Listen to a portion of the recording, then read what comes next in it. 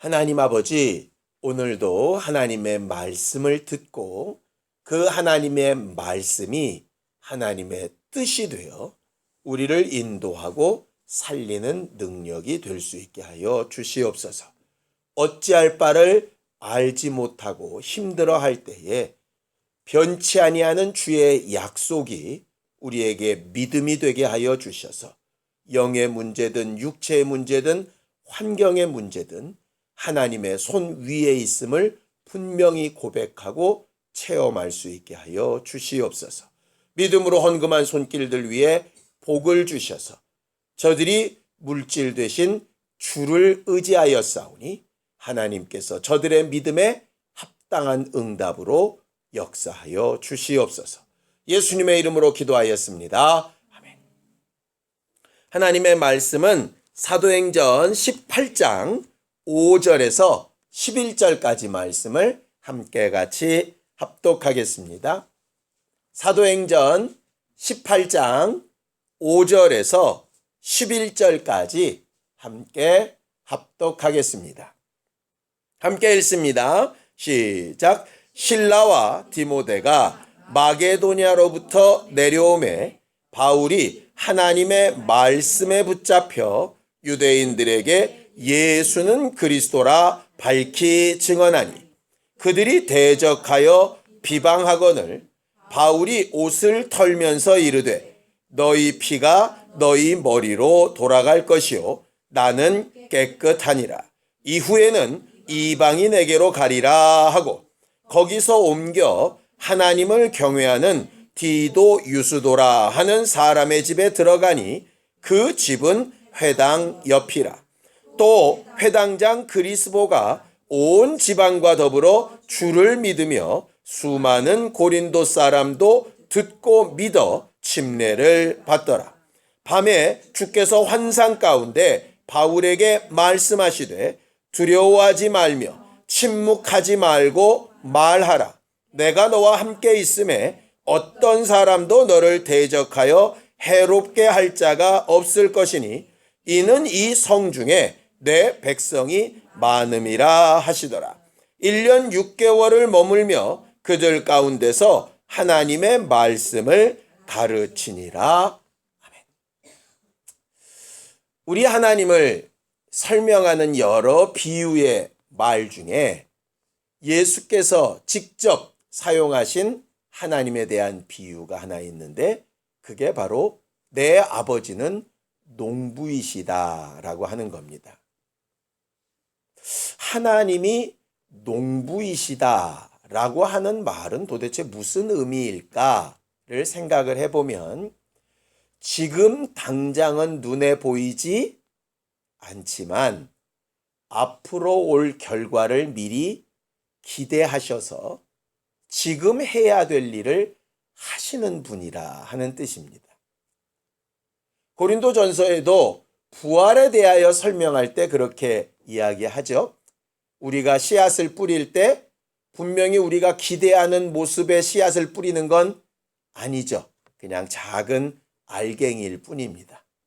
그런데 농부는 그 씨를 뿌릴 때 그 알갱이를 보면서 뿌리는 게 아니라 보이지 아니하는 큰 나무, 그 나무를 통해서 거둬야 될 여러 열매들을 기대하고 소망하면서 뿌리죠. 그리고 땅속에서 싹이 올라오기 이전에도 올라올 것을 믿고 일하고 싹이 올라왔을 때 그게 잘 자랄 줄 믿고 돌보기 시작하고 꽃이 떨어질 때도 낙심하지 않고 꽃이 떨어져야 열매가 맺을 거라고 믿고 그것을 계속 유지하여 보지 않습니까? 결과적으로 하나님은 농부시다라고 하는 그 말에는 하나님은 지금 당장은 하나님의 말씀에 지금 당장은 하나님의 계획에 완벽하게 들어맞는 대상들이 아닐지라도 농부처럼 꿈을 가지고 계속해서 우리를 위하여 일하시는 분이라 라고 하는 뜻인 것 같습니다. 그래 놓고 봤더니 하나님께서 우리에게도 그런 농부와 같은 좀 마음을 가지라고 가르치시는 부분이 있어요. 자, 갈라디아서 6장 9절입니다. 갈라디아서 6장 9절입니다. 함께 합독하겠습니다. 갈라디아서 6장 9절입니다. 함께 합독합니다. 시작. 우리가 선을 행하되 낙심하지 말지니 포기하지 아니하면 때가 이름에 거두리라. 이렇게 되어져 있죠.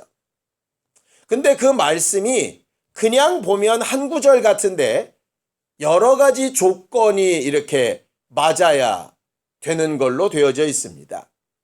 무조건 믿고 기다리면 되는가? 아니죠. 거기 분명히 뭐를 행하되 이렇게 되어 있습니까? 선을 행하되. 그 선을 행한다라고 하는 게 뭘까요? 예, 그렇죠. 생명 있는 일이란 말입니다. 착한 일이라는 뜻도 되겠지만 그것보다 더 중요한 건 생명 있는 일이라는 뜻입니다. 그리고 바로 그 앞절에 어떻게 되어 있냐면 육체를 위하여 심는 자와 성령을 위하여 심는 자를 구분하고 있어요.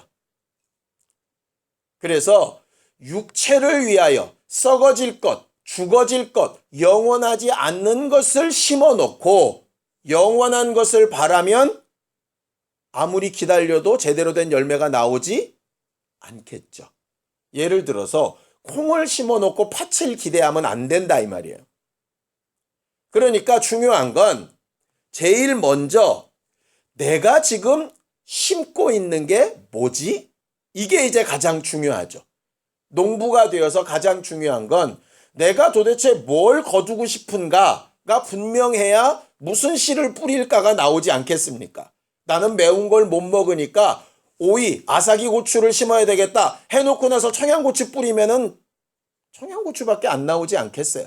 그것처럼 이게 지금 내가 뿌리는 게 뭔가를 아는 게 가장 중요하죠. 우리가 예배 시간에 말씀을 듣고 성경을 공부하고 말씀을 읽고 하나님의 뜻이 어디 있는가를 알려고 노력하는 이유가 뭐냐면 바로 그것 때문입니다.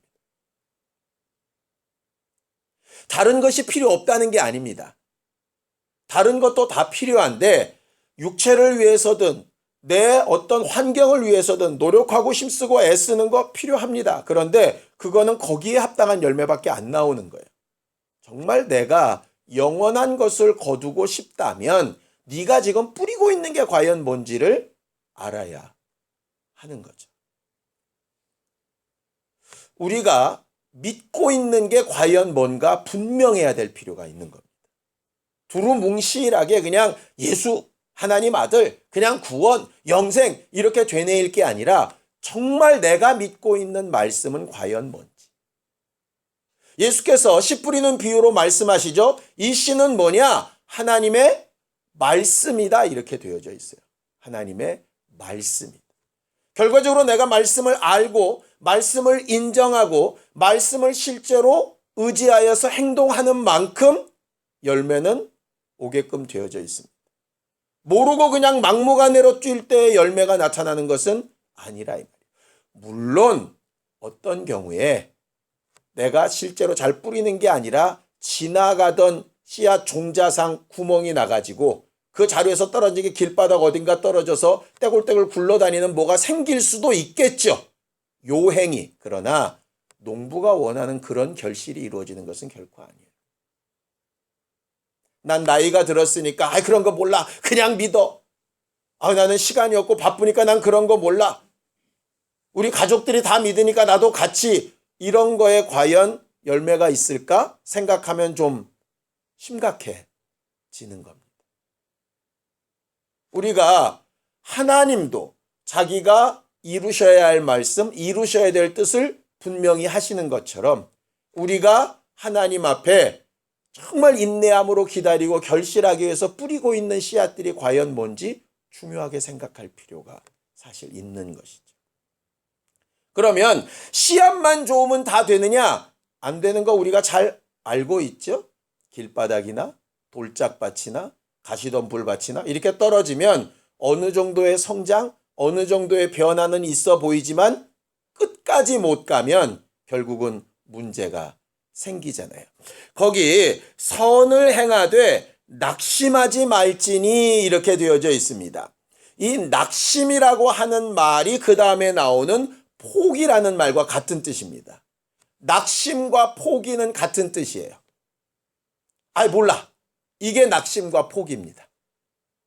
아유 모르겠어 이제. 될 대로 되라 그래. 이게 낙심과 포기예요.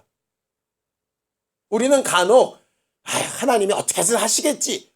이게 굉장한 믿음이라고 착각할 때가 있는데 자칫 잘못하면 그게 낙심과 포기가 될 수 있어요. 물론 하나님이 알아서 하실 거예요. 그죠?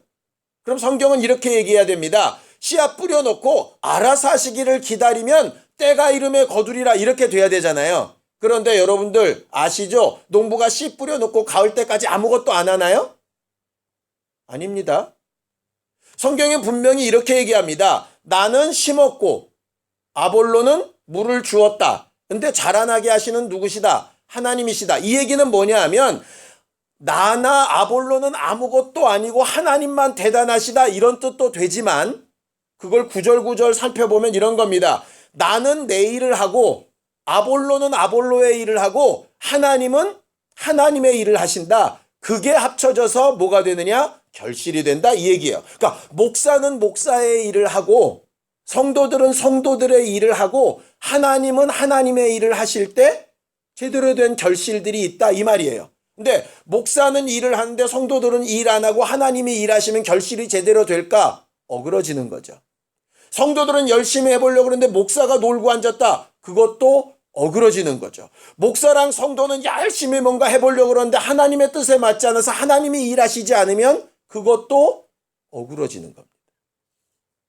그래서 기도할 때도 두 사람이 어떻게 해서? 합심해서 마음을 같이 해서 두세 사람이 내 이름 하나로 모여있는 곳에 이런 얘기를 자꾸 쓰시는 이유가 뭐냐 하면 그래서 독불장군으로 혼자 신앙생활 안 된다는 얘기예요. 우리가 구원이 각자라고 하는 것 때문에 신앙생활을 독불장군처럼 하려고 하는 경우가 생기는데요. 그렇게 되면 혼자 뭔가를 시작은 할 수 있어요. 그런데 뭐가 안 되냐? 결실이 안 되는 거예요. 결실이. 왜? 수십 년 동안 신앙생활을 해왔는데 왜 결실이 안 될까를 보면 이게 각각이 해야 되는 일들을 다 같이 하지 않았기 때문에 그렇게 되는 거죠. 여기 보면 우리가 해야 될 일은 뭐냐? 씨는 우리가 만들 수가 없어요. 그렇죠? 씨는 누가 주시냐? 하나님이 주시는 거예요. 그러니까 하나님이 주신 씨가 뭔지를 알고 뿌리는 건 내가 해야 돼요. 그 씨의 생명은 누가 지켜주시냐? 그분이 지켜주시고 대신 뭐 하느냐? 내가 할 일을 낙심하지 않고 포기하지 않고 해야죠. 예를 들어 돌멩이 있으면 치우고 가시덤불 있으면 뽑고 그렇죠? 메말라져 있으면 물 길어다가 붓고 벌레 있으면 잡아주고 하는 일은 내가 해야 되는 거예요. 근데 내가 그거 했다고 절로 잘하냐? 그건 아니에요. 그건 하나님이 하셔야 될 문제죠. 내가 열심히 뭘 오늘 한 번 주고 내일 한 번 줄 걸 오늘 12번 주면 12배 빨리 자라냐? 그것도 아니에요. 때가 또 돼야 돼요. 그때는 누가 인정하시느냐? 하나님이 하실 거예요. 그렇죠? 식물들 보면 하나님이 다 정해진 때가 있지 않습니까? 어떤 식물은 1년에 한 번 열매 맺고 어떤 식물은 5년 동안 안 맺다가 5년 이후부터 맺기 시작하고 하나님께서 때를 다 정해 놓으셨거든요. 우리가 해야 될 일들은 뭐냐? 딱 두 가지입니다. 첫 번째, 이 씨가 제대로 된 씨냐 아니냐 그거 보면 돼요. 그거 아는 게 우리가 해야 될 일이에요. 두 번째, 제대로 된 씨이기만 하다면 하나님의 때가 될 때까지 뭐 하면 안 돼요? 낙심하고 포기하면 안 돼요. 내가 해야 될 일을 찾아야 되는 거예요. 하나님은 왜 이렇게 안 하시지? 이거 신경 쓸 거 없어요. 그건 하나님이 하실 일이에요. 내가 해야 될 일이에요. 내가.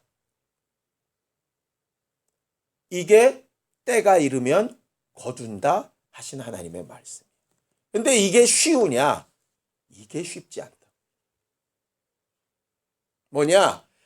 제대로 된 종자를 골라내기가 사실 쉽지가 않아요. 이게 이 말씀이 옳으냐 저 말씀이 옳으냐 이걸 골라내기가 쉽지 않다고요. 구약에 보면 선지자들이 하나님의 말씀을 전하지 않습니까? 예레미야나 이사야 같은 선지자는 뭐라고 예언을 합니까? 하나님께서 이스라엘에 진노하셨다. 그러니 성전은 다 망할 테고 어디로 잡혀갈 거다? 바벨론으로 잡혀갈 거다. 이렇게 예언합니다. 그런데 또 다른 선지자들은 뭐라고 얘기했냐? 그런 일 없다. 하나님이 우리를 선택하시고 거룩하게 구별하신 선민인데 어떻게 우리가 망하냐? 우리는 절대 망하지 않는다. 이렇게 예언하는 거예요. 자, 어떤 게 생명 있는 씨고 어떤 게 생명 없는 씨를 가장한 모래알인지 구별해야죠.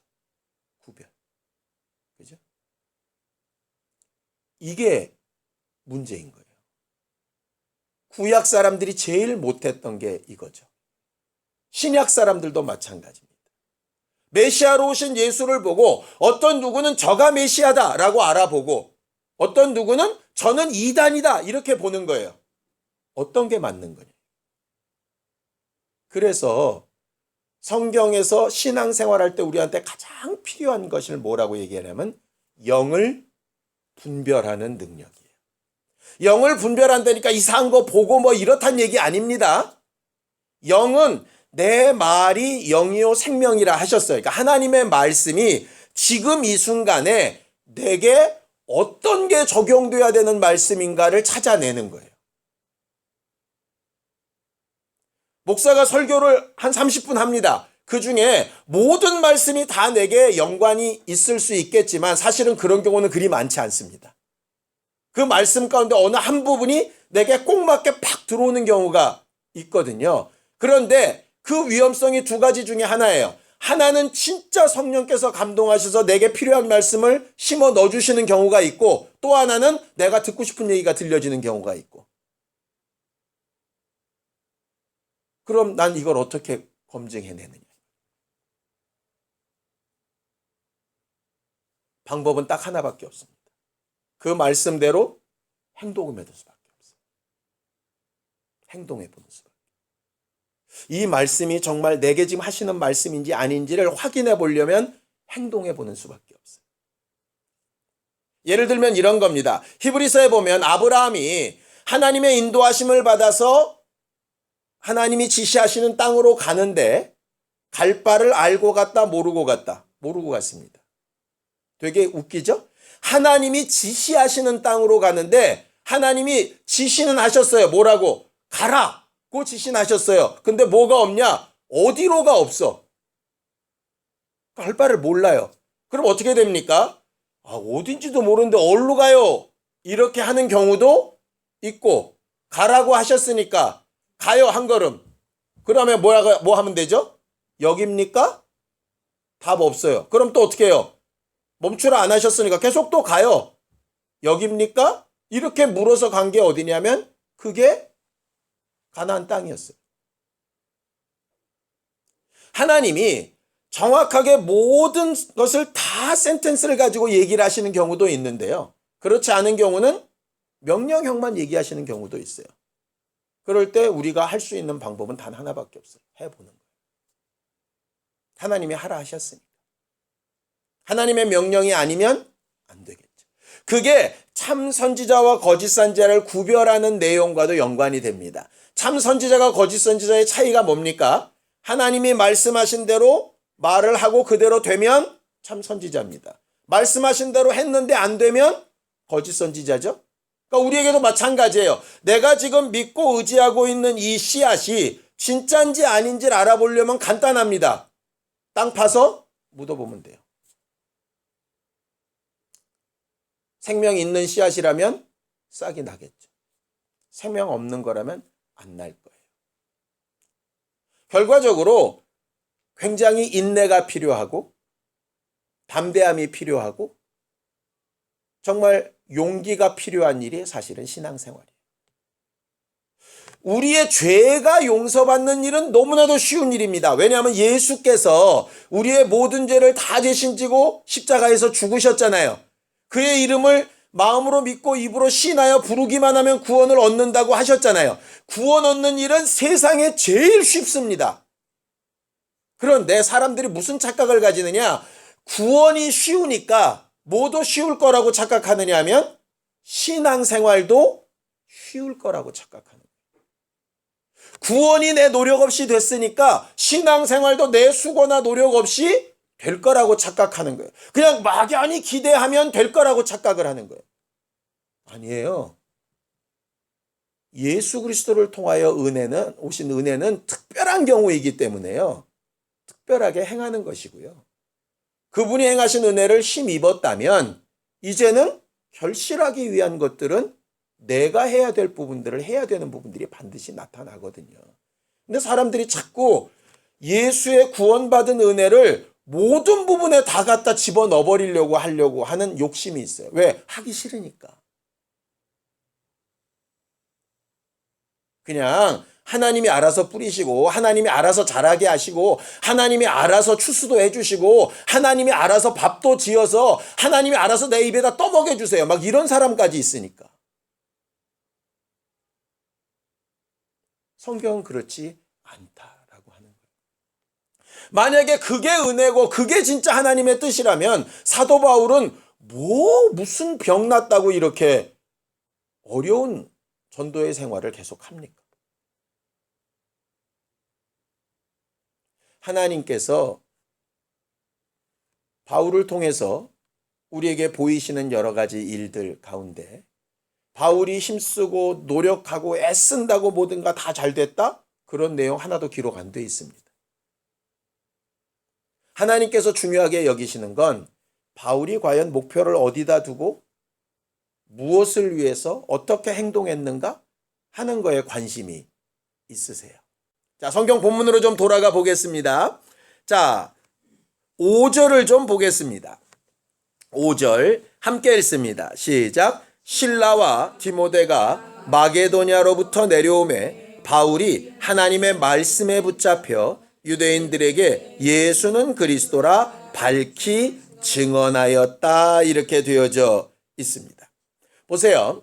우리가 지난주에 본 것처럼 바울은 아덴까지 전도여행을 가는 동안에 많은 실망과 어려움과 아픔을 겪으면서 왔었습니다. 그리고 자기의 동역자들인 실라와 디모데는 아직 자기에게 합류도 되지 않은 상태였지요. 그러다가 자기처럼 낭망된 아굴라와 브리스길라를 만나서 함께 주중에는 천막을 짓고 겨우 안식일에 가서 전도하는 일을 할 만큼 사실 많은 이렇게 힘이 떨어져 있는 상태였어요. 그때에 실라와 디모데가 바울에게로 돌아온 거예요. 말 그대로 천군만마를 얻은 거죠. 나 혼자 막 힘써서 뭔가를 해봐도 잘 안 될 때 갑자기 돕는 손길이 확 오니까 얼마나 편하고 좋겠습니까? 거기 보면 이렇게 되어 있습니다. 하나님의 말씀에 붙잡혀 이렇게 되어 있습니다. 그럼 그 이전까지는 하나님의 말씀에 붙잡힌 게 아니라 자기 욕심에 붙잡혔을까요? 아니죠. 그래서 하나님의 말씀에 붙잡혀가 무슨 뜻인가를 다시 봤더니 이렇게 되어 있습니다. 하나님 말씀 전하는 일에만 전념하여 이렇게 되어 있어요. 그러니까 무슨 얘기예요? 그 전까지는 주중에는 천막 짓고 주말에는 말씀 전하다가 디모데랑 실라가 딱 오니까 바울이 힘을 얻어가지고 천막 짓는 일을 아굴라와 브리스길라한테 맡기고 아굴라나 브리스길라도 이제 저 전도단 가지고 당신은 전도만 해. 우리가 돈 벌어서 지원을 해줄 테니까 이렇게 돼서 돈 버는 일을 놓고 목회에만 전념하게 되었다 이런 말이에요. 그러니까는 다시 이제 회복이 된 거죠. 바울이 얼마나 기뻤겠어요. 그죠? 저도 사실 기뻤거든요. 일하는 게 싫어서가 아니라 그러니까 성도가 없을 때는 일하러 나가는 게 너무 당연하죠. 그런데 일을 쉰다는 것 자체보다는 이 일을 하지 못할 정도로 돌봐야 될 영혼이 있고 뭘 할 수 있다는 게 너무 기뻤었어요. 그러니까 바울도 그랬던 상황인 거죠. 그리고 나서 결단을 합니다. 어떤 결단을 하느냐? 내가 가장 외로웠던 아덴에서처럼은 안 하리라. 이렇게 결심을 하는 거예요. 아덴에서 어떻게 전도했는지 혹시 기억나시나요? 철학자들이었잖아요. 그래서 철학자들에게는 이적이나 능력을 보여줘봐야 쟤들은 마술한다고 쳐주지도 않으니까 논리가 좋은 사람들한테 내가 논리로 부딪혀서 이기겠다고 논리적인 설명을 했던 것 아마 기억나실 겁니다. 그런데 도무지 이게 전도가 이빨도 안 들어가는 거예요. 우리 딴에는 돈 많이 버는 사람한테는 돈 많이 벌어가지고 막 이렇게 하면 전도가 잘 될 것 같고, 음식 좋아하는 사람 음식 같이 먹어가면서 하면 전도가 잘 될 것 같고, 뭐 공 차는 사람은 공 달지 막 차주면서 하면 전도가 잘 될 것 같은데, 사실은 그런 경우가 별로 아닌 거예요. 공만 차는 거야. 그냥 밥만 먹고 전도는 잘 안 돼.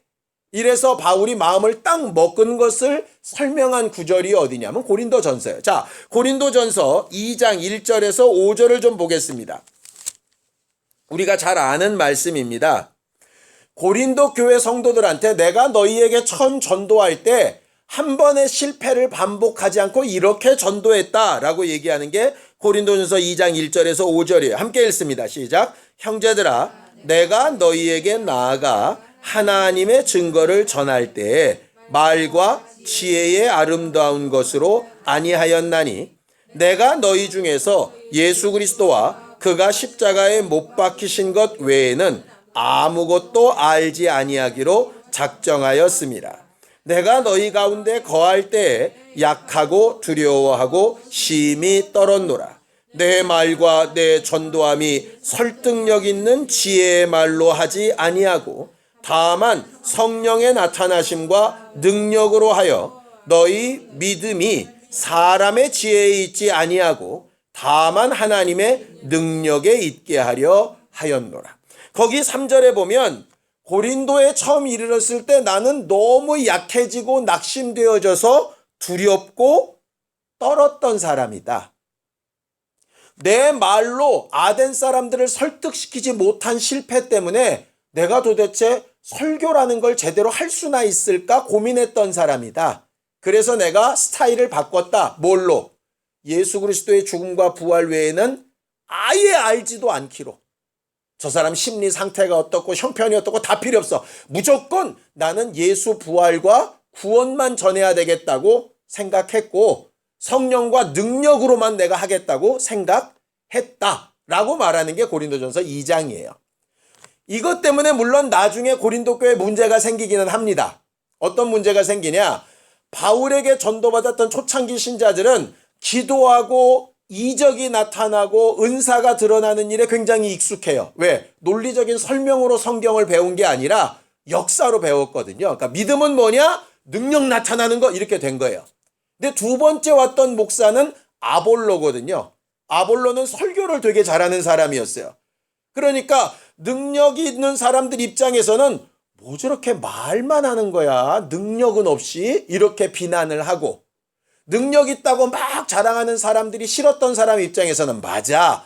말씀으로 사람들이 정리가 돼야지 능력만 있다고 저렇게 펄펄 뛰면 저거 위험해. 이래서 바울파랑 아볼로파가 갈리게 되는 영향이 나타나기는 해요. 어쨌든 자, 아덴에서 실패를 했습니다. 고린도에서 굉장히 마음이 약해졌습니다.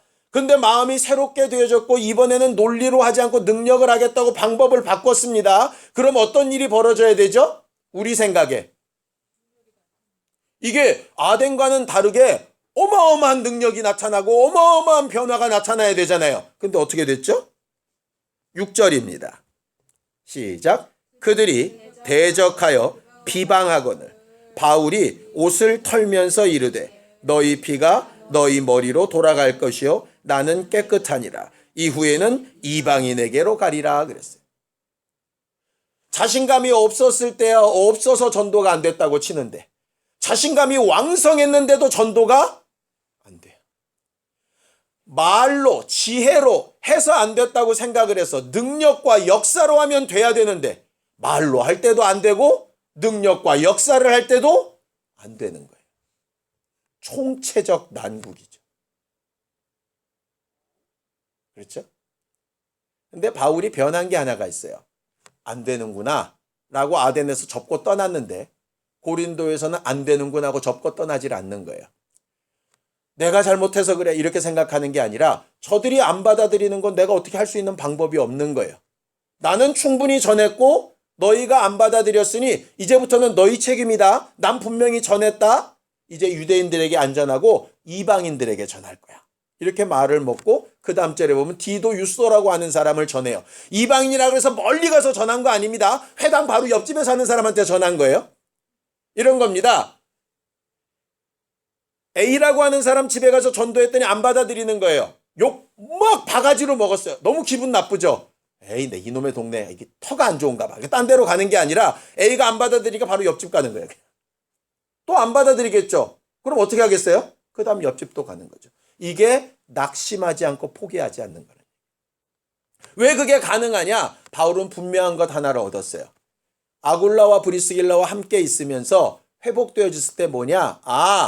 내가 복음을 전하고 능력을 나타낸다고 내가 열심히 한다고 뭐가 되는 문제가 아니고 나는 내 열심을 최선을 다하나 하나님께서 그 마음을 바꿔주셔야 돼. 이게 이제 나중에 나오는 뭐냐면 예수 믿기로 작정된 자는 다 믿더라 이 말이에요. 그러니까 나는 내 할 일을 하고 말씀을 듣는 자도 자기들의 선택을 하고 하나님도 그들의 마음을 바꿔주시고 이래야 역사가 일어나는 거지 내가 이렇게 했는데 왜 안 되는 거야? 이거는 사실은 무의미한 거죠.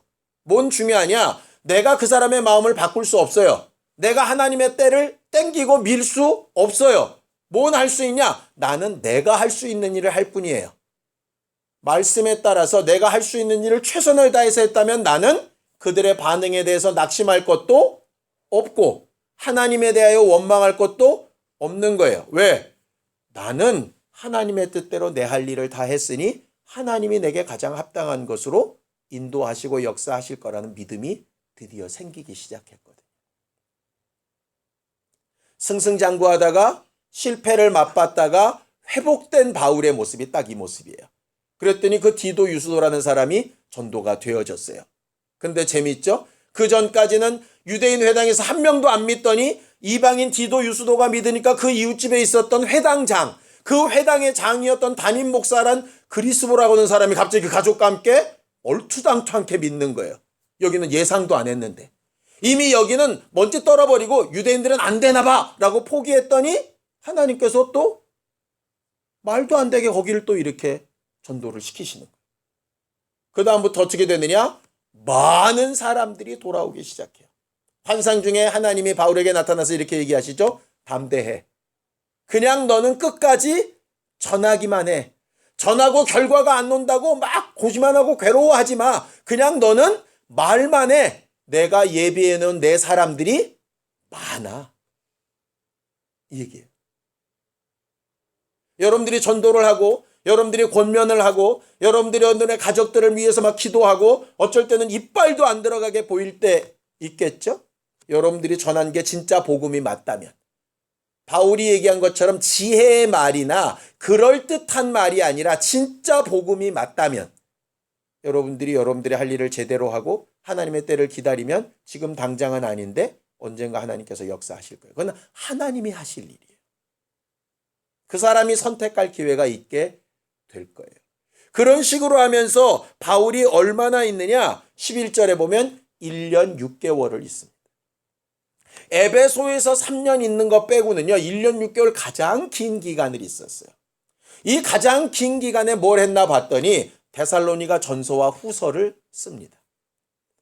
데살로니가 전서와 후서는 바울의 종말론이에요. 바울의 종말론.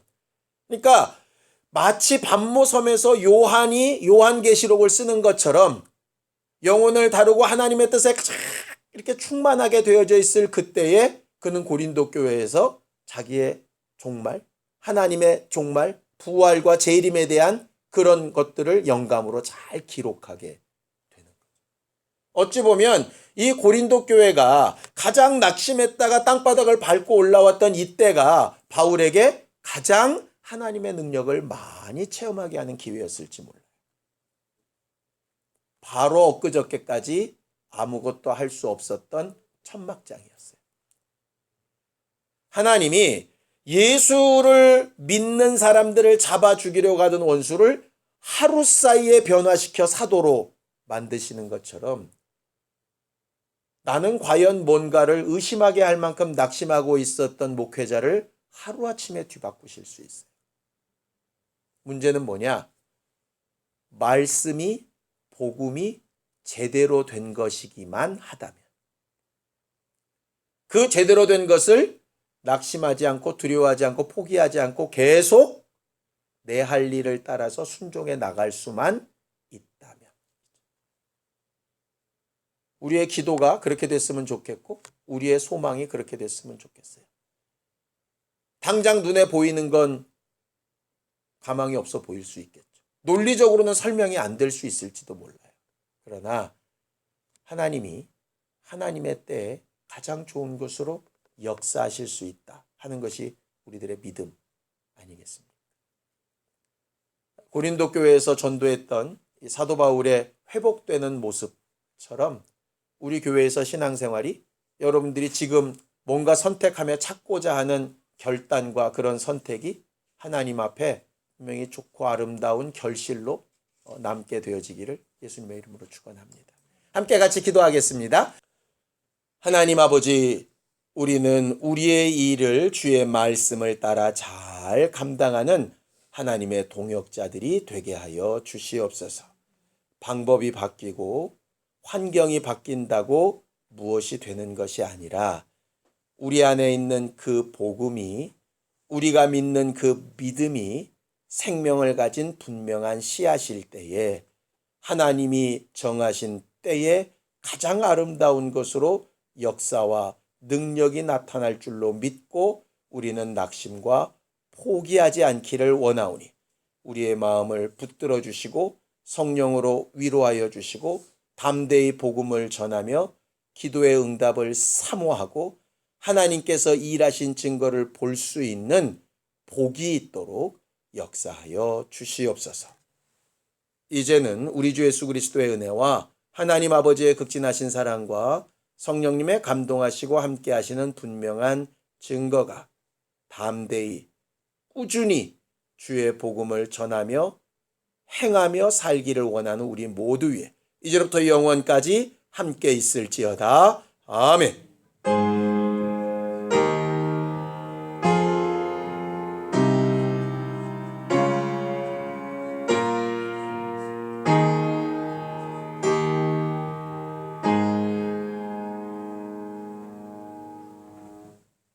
우리 예배 받으신 하나님 앞에 감사한 박수 내겠습니다. 수고하셨습니다. 감사합니다.